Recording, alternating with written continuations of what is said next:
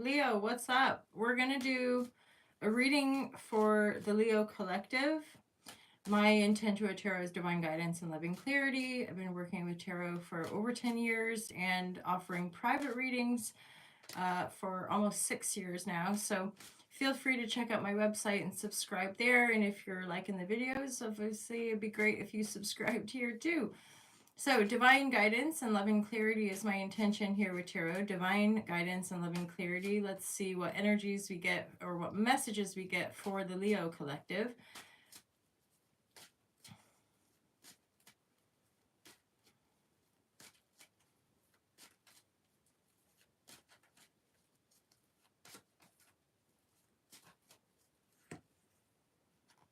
Yeah, there's a fair bit of transformational death energy. This has been running through quite a few of the readings of late, and this is to do with a lot of the planetary energy moving through Pisces right now. So, you know, whether we're physically losing people in our lives or whether we are really going through psychological rebirth, this is happening really across the collective. So, Leo, you're right on point with it. Let's get more clarifying energy for that death card. Obviously, this is a major arcana. This honoring as well. If we're feeling really tired, honor the body, you know, let yourself sleep. Healing a heartbreak. This is also somewhat liberating our minds, but some of you might feel stagnant, like, God, when is this going to end? When am I going to get the pass to move forward, right? It is coming. I'm recording this on April 11th, so I'm recording it right around the Libra full moon. This is a culmination really of the Libra and Aries axis. We're now with the nodes in Pisces and Virgo, but this is sort of culmination from last October, even going as far back as April 2023. And some of you have maybe gone through a bit of a breakup here with the Three of Swords, feeling heartbroken. This is something to do with the King of Cups. Do what you like with the genders, okay? But this, I'll tell you what I'm looking at. King of Cups reverse, going no contact, maybe being ghosted by a King of Cups energy. And this is obviously inciting some heartbreak, but remember that grief, heartbreak, loss, these are opportunities for us to really alchemize dense energy in our field and go through, hey babe, my dog sitting dog, I'm dog sitting for a good friend of mine, and she always likes to be close. She always wants to be close, don't you, Mabes? Don't you, Mabes? She just wants to snuggle up. Leo, golden energy. She's not a retriever, but you know. You're such a beautiful girl, aren't you? So yeah, you're dealing with some heartbreak here. The heartbreak can help you liberate your mind from grief, from loss, probably, like I'm hearing, attachment styles as well. Getting to know more about your own personal attachment style.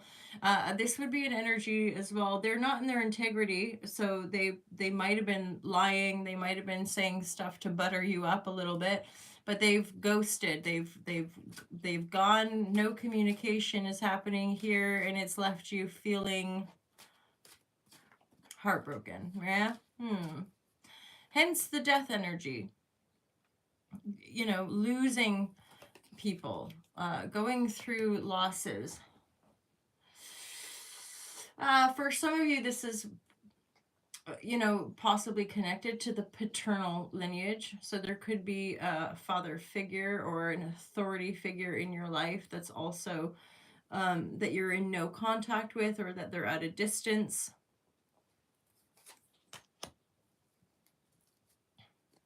So that does ring true because it's 10 of Pentacles. So for some of you, you're going to receive an inheritance, possibly from a father figure or an elder figure in your life. I'm hearing, you know, like it was their time to go, and the 10 of Pentacles is partly what you're moving toward, and it's bittersweet coming through heartbreak and loss and grief. What this is opening up for you, Leo, is a potential to travel. the Three of Wands, you might be looking at the horizon. This is also ushering in a bit of a sense of playfulness here. I will get the book for that card. I'm still brand new working with the medicine wheel deck. I am loving it, but I prefer to refer to the book just for my own insight as well. And that reminds me also, you know, like I'm an intuitive reader, so the way I'm pulling the cards, reading the messages, it's all just the intuitive hits. Being an intuitively guided human, the otter message: as otter swims your way, it brings you the gifts of feminine wisdom and the ability to balance and honor both sides of your nature equally. The feminine essence teaches you to trust and to be receptive, not only to new people, but to new ideas. Use feminine intuition to guide you to the heart of things, joyful and generous. Otter tells you to give and be kind to yourself, to take time to rest and play. Life is not meant to be so serious with nothing but hard work and acquisition.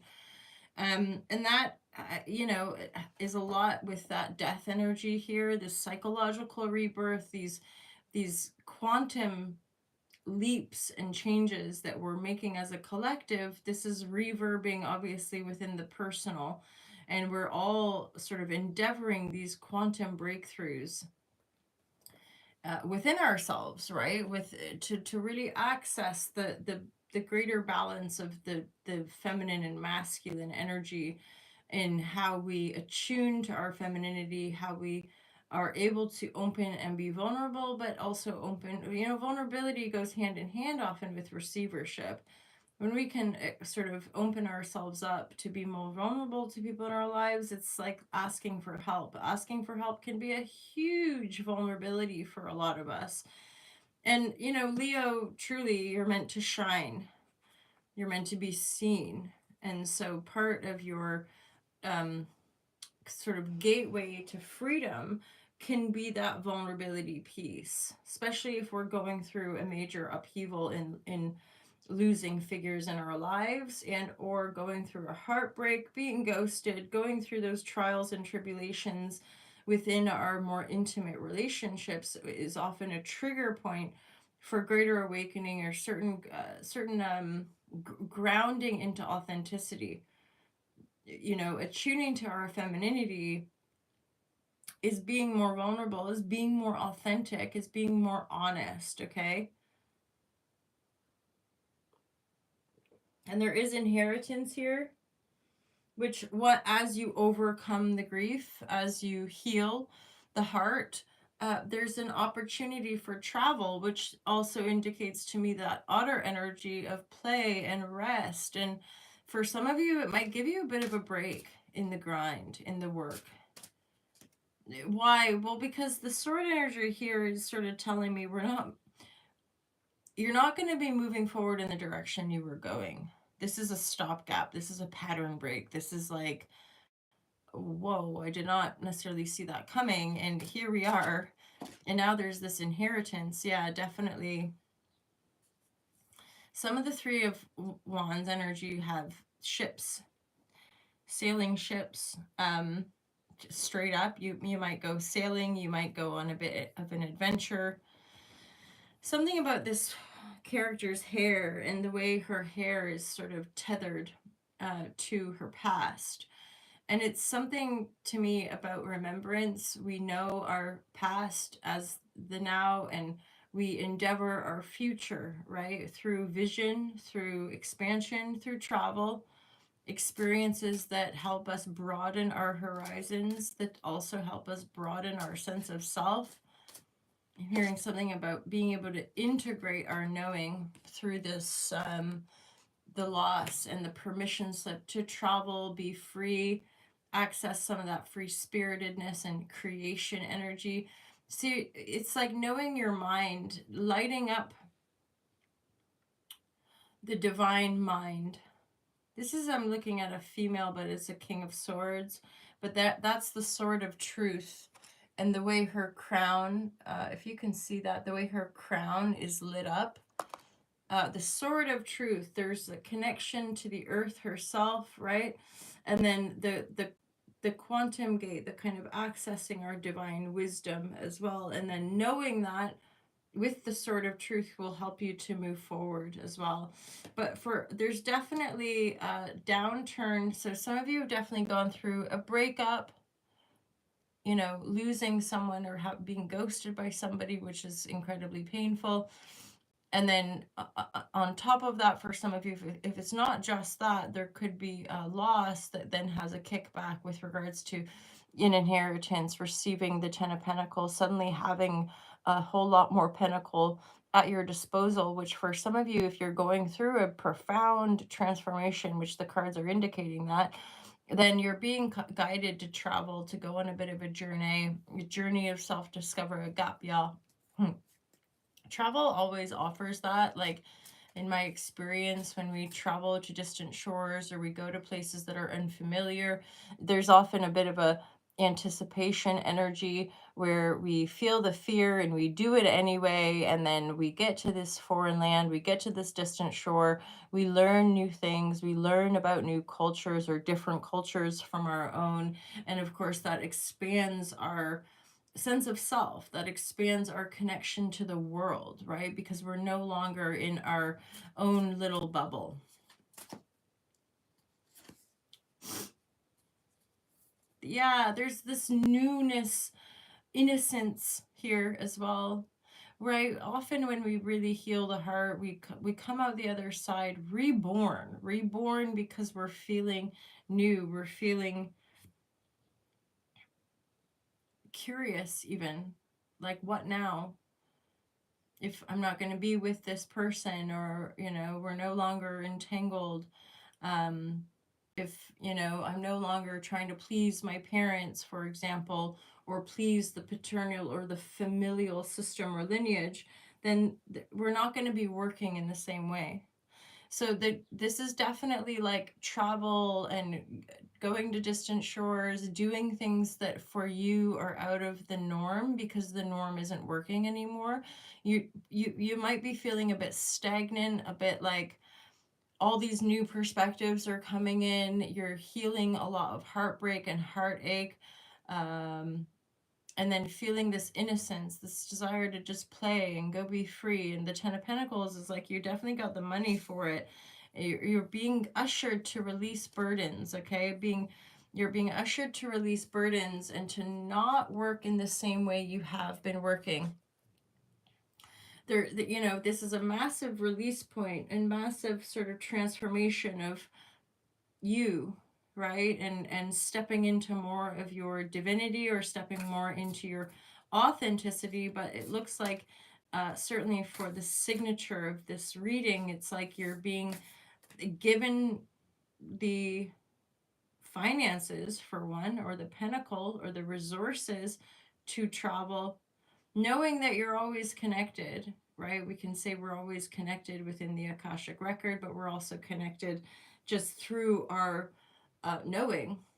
We know who we are, where we come from, but the where we come from and who we've known ourselves to be isn't necessarily the same energy that we're going to be creating in the future. So travel, or learning new things from different people, from different cultures, I must say there's definitely like a travel energy, booking a ticket, going some to some distant shore, or just some distant land to really anchor that.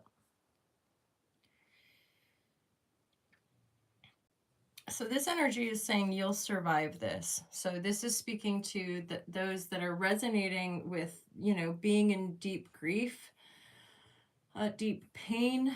You will survive this. Okay. It seems a simple message, but a profound one at that. You will survive this phase. And traveling, going abroad, that can often be a really beautiful tool to liberate ourselves from pain and to open our eyes to new visions, right? New parts of ourselves. Because even that, like, we can often be guided to different parts of the world to activate different aspects of self. I speak about my own personal journey, just briefly, is like I was guided to Morocco. I was guided to Bali and Indonesia to do a lot of my spiritual work, whether it was teaching yoga, whether it was writing the Be the Change courses, inciting, having the inception and the idea be born in these different parts of the world. And to me, that's our interconnectivity to the cosmos and the planet herself, is that we have almost, you could say, contracts, soul contracts, not just with other people, but with parts of the planet, that we'll awaken parts of ourselves by going to different places. And of course, to each their own. It's maybe not for everybody, but that's certainly been my experience, that different parts of the world seem to activate an aspect of my own multidimensionality. And then again, all of these experiences can help us to flourish, can help us to embody more of who we are, right? And of course, it's ebbing and flowing. It's kind of always moving like the seas, as far as the tides come in, the tides go out, waves ebb and flow.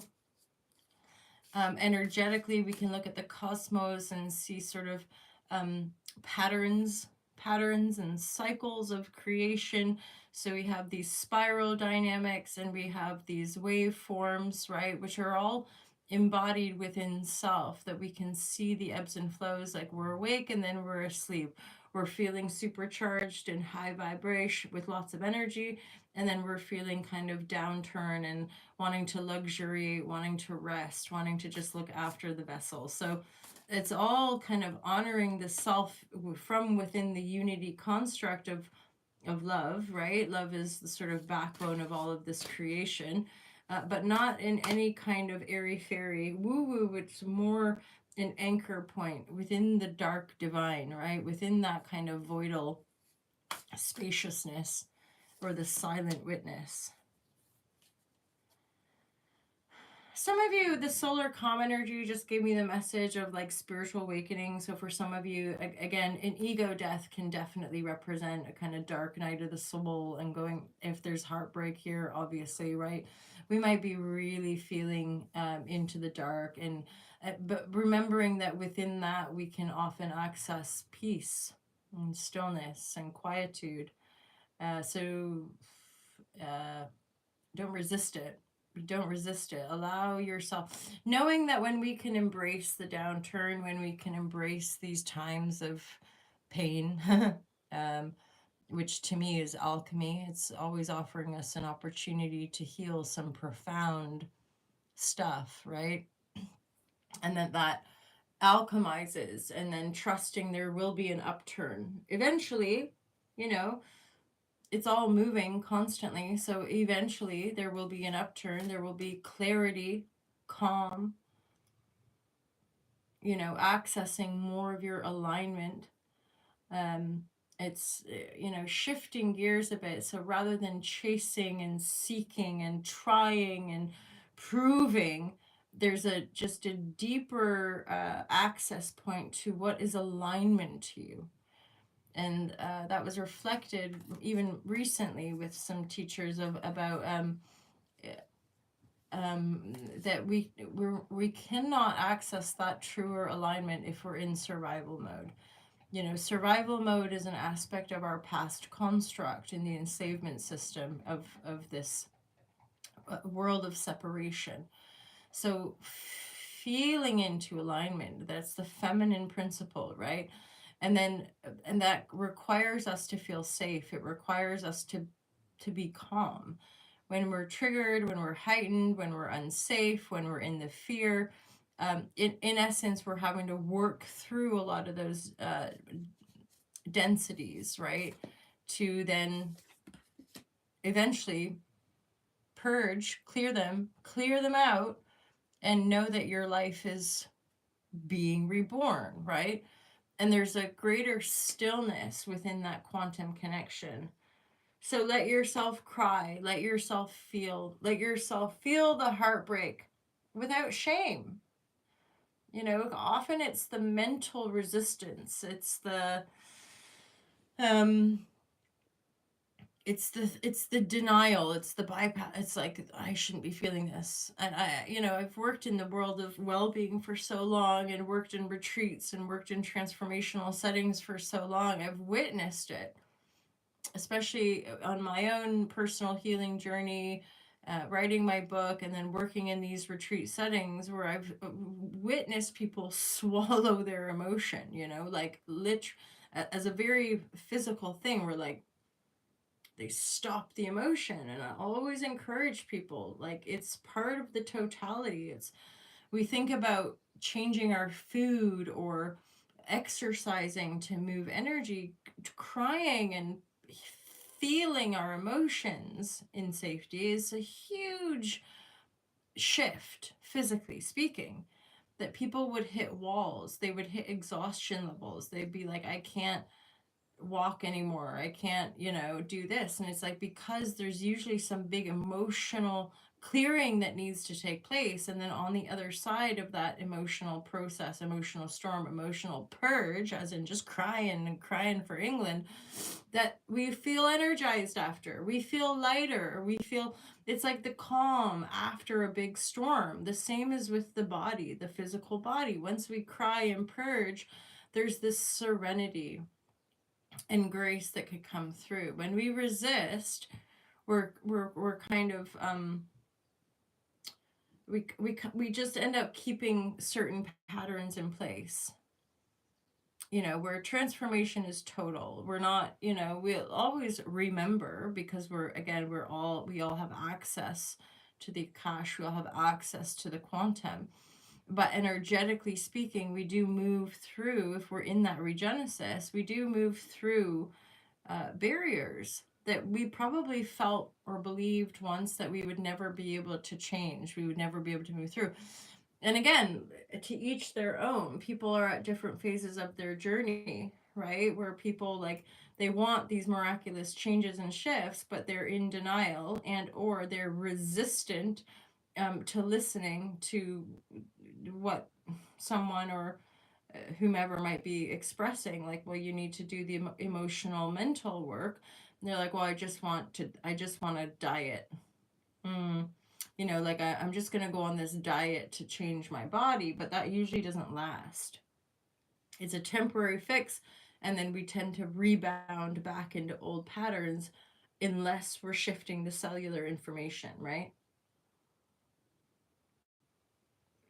And if you think of tears, right, water, we're mainly made up of water, and there's blood and there's plasma. And so there's a sense of, that's the deeper alchemy, right? It's through shifting that cellular density that's vibrating on a certain level. Once we shift that energetic, that's why it's quite miraculous, because you go through these emotional upheavals and these emotional storms, and you shift this deeper energy, and then you're different, you perceive differently, you see different, you start doing different things, you start kind of acting in different ways, and it's like, holy shit, I'm not being triggered the same way. No, because those cells in your being are no longer active. So you're in it.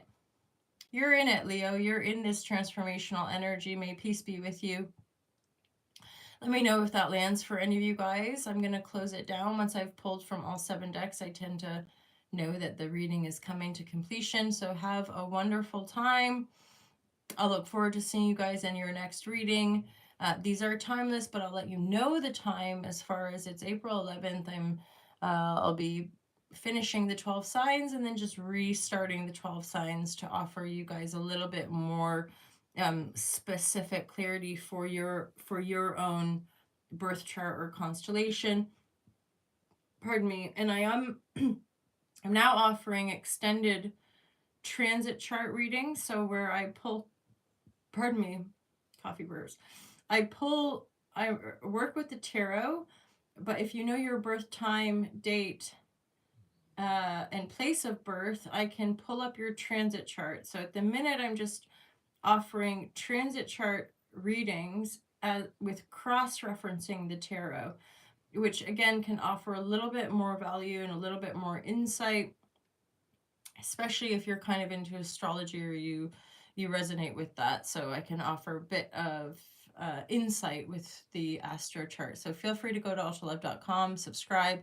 If you want ad-free first access and exclusive content, you can join the Patreon community. Top tier patrons get access to the Be the Change courses. And there is a shop, altalove.tmail.com, where I offer Altalove apparel. Those are all ways to support the brand. You can also get my book on Amazon, Kindle, and Audible. And otherwise, you guys have a great day. I'll look forward to seeing you next time. Take care and peace out.